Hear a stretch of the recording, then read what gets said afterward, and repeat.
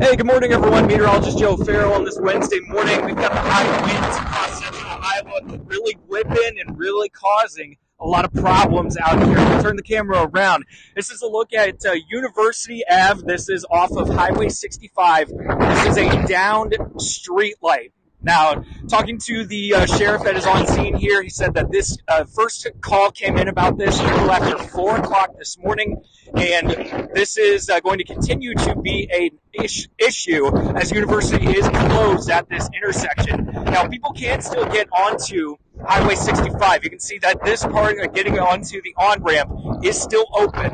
Everyone can get onto Highway 65. But if you're wanting to turn right, if you're getting off of the highway, you will not be able to do so because of this downed street light. So we will continue to watch for any more issues that may come about in central Iowa as these winds continue to whip, and wind gusts have been upwards of 60 miles per hour in the Des Moines area this morning. So we could end up seeing a little bit more damage like this. So be safe out there. This is what we got going on right now.